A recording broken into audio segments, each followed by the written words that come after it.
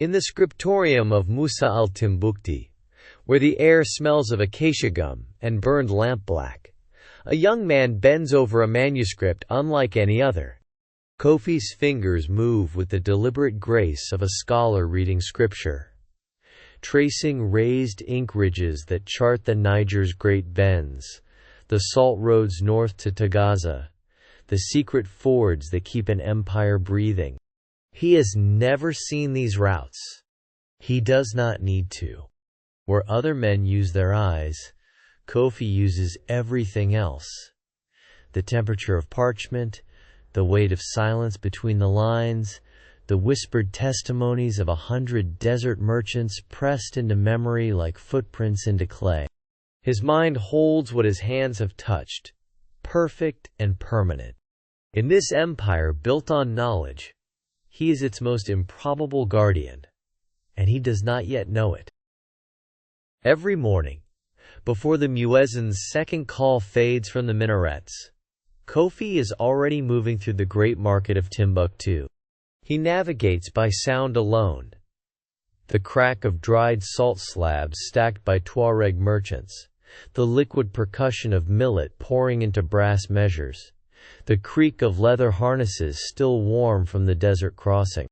He presses calloused fingers against camel saddlebags, reading the dust on them like scripture. How many days since the last water?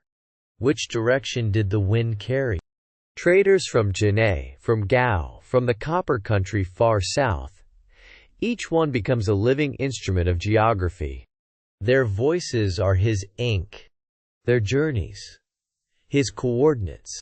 Page by page, in the private architecture of his memory, an empire takes shape.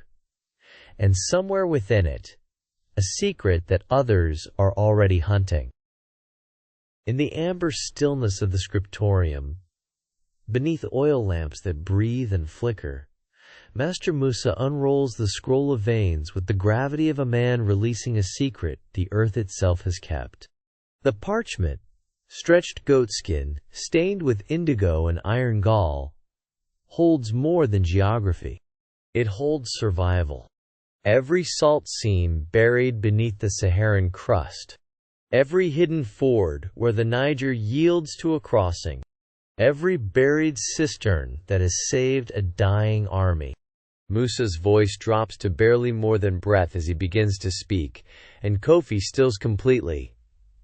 Hands pressed flat to the work table, head tilted, his whole body becoming an instrument of retention. Word by word, the empire pours itself into the darkness behind the young man's eyes. Neither of them yet knows that someone else is listening. Before the first call to prayer drifts across Timbuktu's minarets, treachery moves through the dark. Tariq ibn Salah, his ambitions curdled into desperation, slips a powdered extract of desert poppy into Master Musa's evening tea. By midnight, the old cartographer lies motionless on his reed mat, breath shallow, fingers still curled as though clutching something precious. The vault door hangs open, its acacia woodlock splintered, its cedar shelves stripped bare. The scroll of veins is gone. When Kofi arrives at dawn, he knows it instantly. Not from sight, but from the terrible wrongness of silence, where the familiar creak of Musa's movements should be. He presses his hands to his master's chest, feels the faint, drugged pulse, and understands everything. Somewhere north, toward the salt-bleached horizon, a trader is already riding, and only one person can stop him. The scroll is gone, but memory is not paper. It cannot be stolen, cannot burn. In the trembling lamplight of the scriptorium, Kofi goes still. His fingers move without purpose at first, then with terrible intention, tracing shapes upon nothing. The curl of the Niger at Gao, the dry throat of a desert passage, the precise weight of salt country parchment beneath Musa's guiding hand. Every dictated coordinate returns to him like drumbeats carried on harmattan wind. The scribes lean forward, reed pens trembling above fresh vellum. Slowly, deliberately, Kofi begins to speak. Not reciting, rebuilding. Each measurement exact. Each landmark summoned whole from darkness. What his eyes never saw, his hands and ears have kept faithfully, folded deep within him like water held inside stone. The map, it seems, chose its keeper well, but time is already bleeding away. He cannot see the river, but the river speaks to him. Kofi trails his fingers along the knotted rope. Each knot a ford, a bend, a crocodile shoal committed to memory through 100 whispered testimonies. The pirogue cuts northward through the Niger's dark muscle, and he reads the water like scripture. The pitch of the current against the hull, the hiss of shallows breaking left, the deep bass silence of the channel holding true. Somewhere ahead, the trader's caravan moves by sand and starlight, carrying stolen knowledge toward the hidden mines. Behind Kofi, the cavalry scout watches the banks. Every second of silence is borrowed time. The rope tightens in his grip. 3 knots, then 2, and he knows, with the certainty of a man who has memorized an empire, that they are close. The ford at Tagaza's edge shimmers with heat and peril. Camel bells announce the caravan before it crests the dune. A sound Kofi has catalogued in the chambers of his memory like scripture. He does not need eyes.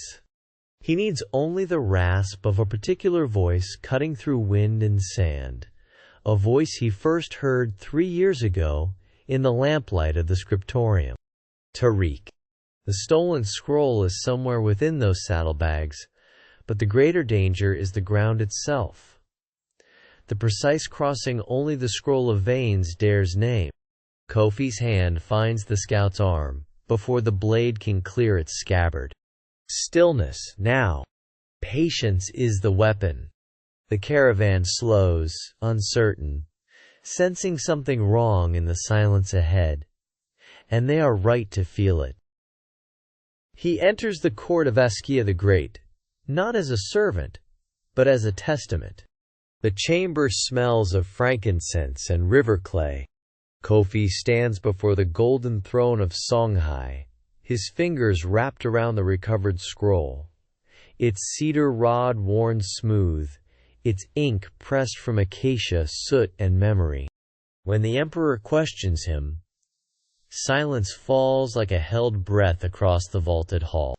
And then Kofi speaks, latitude by latitude, ford by ford, the salt roads unspooled from somewhere deeper than parchment, from a mind that learned to see the world through whispered testimony and calloused fingertips.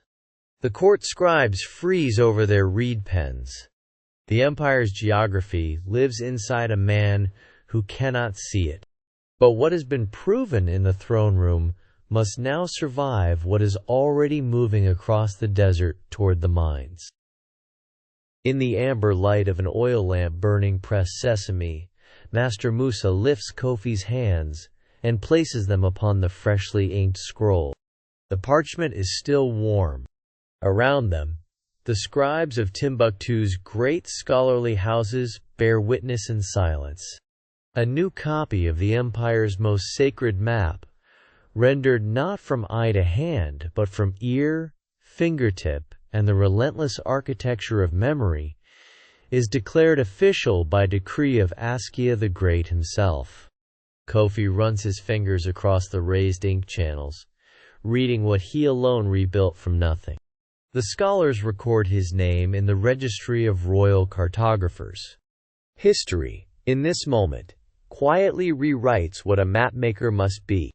Yet the stolen scroll remains unaccounted for, and the man who took it has not been found. He stands on the rooftop above the muezzin's minaret, the harmattan wind carrying dust and river salt across his upturned face. Below, Timbuktu breathes. 10,000 voices, camel bells, the percussion of the goldsmith's hammer, the scent of sorghum and manuscript ink rising from 1,000 open courtyards. He has never seen this city. He has only ever known it completely. The great empires of history erect their monuments in stone and fired clay, in scrolls sealed with beeswax and empire. But the Songhai built something rarer still, a living archive, inscribed not on vellum, but in the memory of a blind young man who loved his world too fiercely to let it vanish. The stolen map is gone. What replaces it is something no thief can carry. And tomorrow, Kofi begins to speak.